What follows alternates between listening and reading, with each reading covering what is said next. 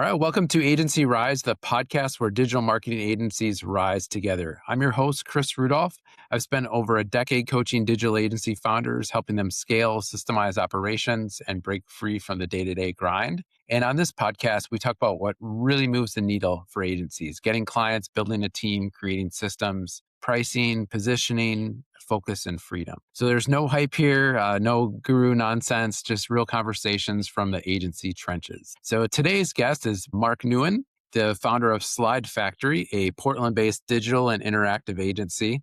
They blend strategic design with cutting-edge AI and immersive tech for startups and scaling brands. So Mark's unique mix of creative leadership and tech execution helps companies build digital products that aren't just executing well, they engage deeply and perform. So Mark, welcome to the podcast. Yeah, thanks for having me. Yeah, for those who aren't familiar with you, tell us a little bit more about you and your agency. So Slide Factory has been around for about 7, almost 8 years now. About half our work is in the traditional side, so traditional marketing, website development, SEO, that kind of thing. The other half has always been very heavy on the emerging tech side of stuff. So we do a lot of work in virtual reality, building training applications, virtual worlds, games, that kind of thing. But we also do a lot of work in the AI side, both working with LLMs, building out machine learning models, just different aspects of emerging tech.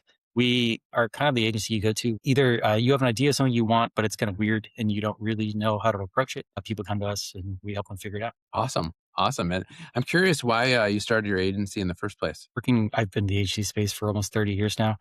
So working for different advertising agencies, development agencies. I met my business partner about 9, 10 years ago. And honestly, it was his fault. We were working for the same agency at the time. And he kind of got the idea, like, hey, we keep doing this stuff. We like different things than what our agency was pushing. Our agency was very traditional at the time, and we liked more the emerging technologies, the hard problems. So we just started talking and decided to try it out and see what happened. And we're still around after all this time. I love it. I love it. I know very few in the agency game, especially like I would call you an OG, like that much experience in Yeah, agency. yeah. It's been a while. Yeah. So few of us have, went to university for this kind of thing. So I'm curious, like, what did you do before your agency and some of your like education and training and skill development? Sure. I started. I went to college for communications. So originally, like everybody in the '90s, I wanted to go into video games, building out games. But it was kind of like, I guess it was I was kind of torn between the video game industry and the visual effects industry because I just had a love for both. Growing up in California, especially because you just get exposed to all those different things. While looking for a job while I was in college and really not knowing what I wanted to do, I had the opportunity to go work for a software company. That software company was in my local town. It happened to be building educational software. I guess they are building educational software now. At the time, they were building government software. So I kind of got pulled into that world, not really knowing what I was going to be doing at the time, just knowing I was going to be helping them build websites, some basic stuff in 1997, but during the dot-com boom. So I got exposed to a lot of both design and early development and some of the practices. There was a creative director at that time who kind of took me under their wing and basically just told me at the time, like, hey, you're going to go into creative, you're going to be a designer, you're good at this, you should learn more about it. So I took his advice, kind of dug into that, but always balanced the technical side of things with the creative side of things. So I worked at that company for about 4 years. And from there, I kind of went into the agency space, working for a company that was doing a lot of work with Yahoo and Apple back in the day, uh, and just kind of grew within that. I worked at that company for 13 years, ended up working with a lot of early companies that eventually just became larger names. I kind of mentioned Yahoo was a big one we worked a lot with. Apple, they worked with Apple for almost, I want to say over 20 years. And then we did some work with BlackBerry. I was one of the original designers on the BlackBerry websites back when they were competing with Apple in BlackBerry's early days. Worked with them for a number of years before we transitioned into Samsung. I worked with that agency to build out their production studio, basically doing everything from visual motion graphics, 3D, to live action production and their emerging tech space, and just kind of grew within that. So kind of a winding road for me. And eventually just took all of that knowledge and that experience. My family moved up to Portland, Oregon. And as I mentioned, met my partner and we just kind of spun this company out from there. But because of our background doing all of that and working with all the different technologies and just getting exposed to a lot of that stuff, I think there's just that ingrained love of tech and just interesting, weird things. I love that. I love that. So, what has helped you grow Slide Factory to where it is today? Honestly, it's been our clients. We've been lucky enough to work with long-term clients. Clients have been with us since the very beginning that have referred us into other clients. And it's kind of that retention strategy of keeping the clients that we've had for a number of years, as well as working with them to kind of grow within our space. Weirdly enough, the last 2 years has been really difficult in terms of like gaining new clients or expanding in terms of I don't know, it just felt like the industry has pulled back a lot, especially when it comes to the virtual reality space or the metaverse as a whole, depending on what you want to call it. But that said, the existing clients that we have continued to do work. They've continued to grow. So we just kind of grow from that. Awesome. And what have been some of the toughest lessons that you've had along the way? The toughest lessons, I think it's been making on the startup side, it's been making decisions fast, especially around your company itself. It's easy to look at a company, especially a small company who's growing, and to tell them what you think they should be doing. Right? Hindsight's always great. Making those decisions as a small company, especially when it comes to your staff, when you should hire, when you should fire, when you should expand or try to branch into a new space versus kind of keep things just moving straight forward. Those have been some of the hardest decisions that we've had to make. Mainly just knowing, especially with all the turmoil in the last, I mean, since COVID, right? Since how things have been changing and knowing what is a good idea and what's a bad idea and whether or not just to stay the course. All of those have been really difficult. So, if you had to start your agency from scratch today, what would you do differently? That's a hard one.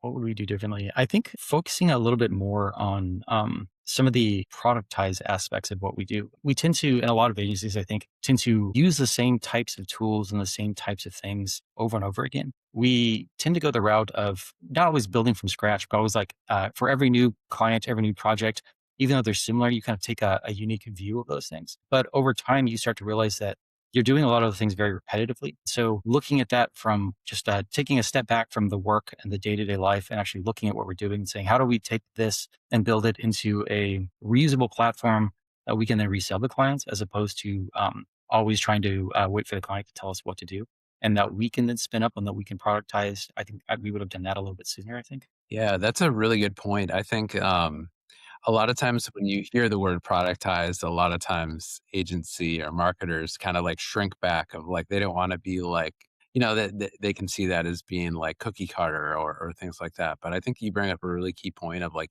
you see common patterns or there's certain fundamentals or certain things that work. And to build, when I think of productization, that means you have a system Yeah. that you use. So that's really interesting that you brought that up. It's rough because I mean, a lot of the things they're not cookie cutter. Like every client is different. Every client wants something different. And I think the hardest part is trying to convince a client that what they want isn't actually as different as they think it is. Every client comes in with the idea that what they're building is brand new, that it's never been done before. And they may be right in the aspect of what they're specifically trying to do, maybe new, maybe never has been done before. But the reality is like there are similar platforms that do similar things that maybe they're just not aware of. And when you start to realize that all of these things are using very similar tools or very similar setups, then you start to kind of see again that holistic aspect of it, how you could productize it if you really took a step back. Yeah, as far as looking over the years to like grow your agency, what has worked really well for you? Focusing on the emerging tech side, honestly, has been probably one of the more beneficial aspects of it. Even though emerging tech is hard because it's always changing and it's not as, I guess, cookie cutter as you want it to be. Because you're always trying to learn new things, you're always picking up new tech, you're always trying to integrate new ways of doing things.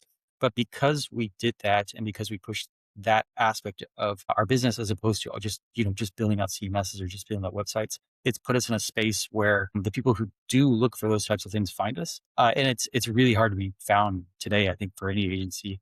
And just to be just another SEO company or just another website company is difficult. To be the company that you go to, again, you just need the weird thing. While it's a hard thing to sell, because I don't know how you explain that to somebody, it's to be in that space if you are that guy or that company. I love that. I love that. What when you think about growing your agency, what hasn't worked well for you over the years, or has failed miserably? The cold email. I'm gonna go with that. The idea that you can bring on that magic salesperson who's going to reach out to a million people and they're going to send some cookie cutter emails and they're going to bring in clients. I think we've tried it multiple times. We've tried to break away from, I guess, who we are as founders or individuals and go with what that sales guy says, the guy who's selling his thing, and then following their path. And what we've come to realize is that the people who are trying to sell those types of things generally are selling their own products. They're not really selling your products. And so like while the fact that they sold you one, that is a good thing. Chasing that really is just a waste of time, a waste of money.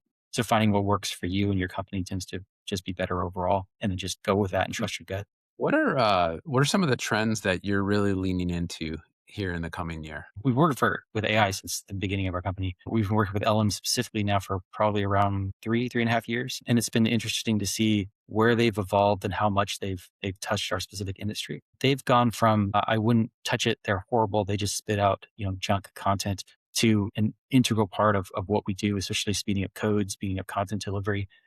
So it's definitely going to be a thing that we continue to focus on, that we continue to grow, and then figure out how to utilize those tools more within our actual workflows, and not in the kind of like the flashy external ways where people just see the things and everyone wants to jump on board. We really want to figure out how do we integrate them in a way that's actually going to kind of move the needle for us and actually going to make an impact. Okay. And how do you protect like founder capacity, when you have clients like that?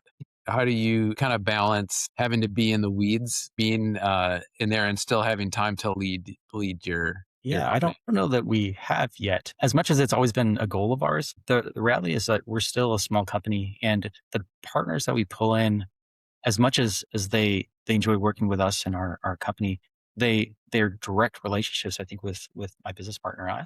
So there is always that aspect of when their client is paying to work with you, they're going to end up working with you, which is definitely going to hinder growth, right? Because like it, you can't replicate yourself, at least not yet. Yeah. And so like, Yeah. getting there, I think is always gonna be a problem. We've tried to do it by growing our team and making sure that they have the knowledge, to be able to act for us, making sure that our product managers are empowered to be able to actually make decisions around that. But we still get pulled in more than we probably want to be on a day-to-day basis. What software tools can you not live without? Unity is always gonna be a thing where, whether, everyone has their own opinion about Unity right now, but we use Unity every day, for different aspects of what we do. Sure has been, a really big benefit in the last year, where we've pulled into our workflows, and our whole team has access to it, and it's allowed us to go a lot faster and build a lot faster than we have previously. Those are the big ones, outside of just your generic Slack or basic communication. Okay. And what habits or routines do you swear by? Habits or routines? I don't know that I have any specific habits or routines. I'm still at the point where you get into work early in the morning, you work until you can't work anymore, and then you go home.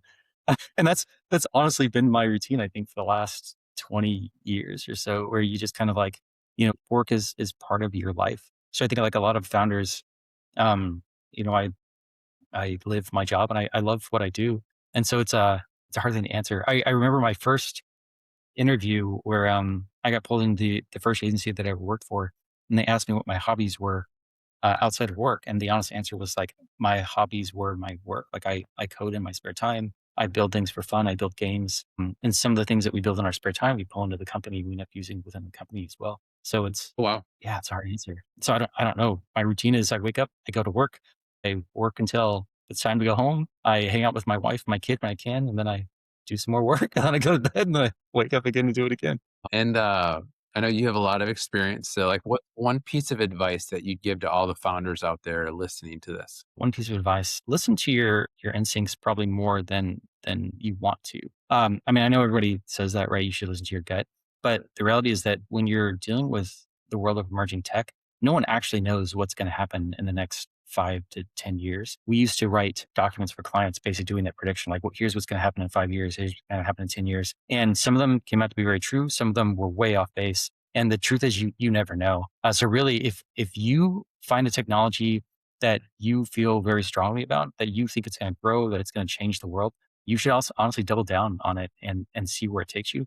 If you just follow what everyone else says you should be doing, and just take those alternate paths, you're going to miss out on something great. So that would be my advice. If our audience wants to learn more about you and your agency, where's the best place to find you online? You can always find me at our website, just www.theslidefactory.com. There's information on us there. You can also find me on my LinkedIn, which I don't know the address off the top of my head.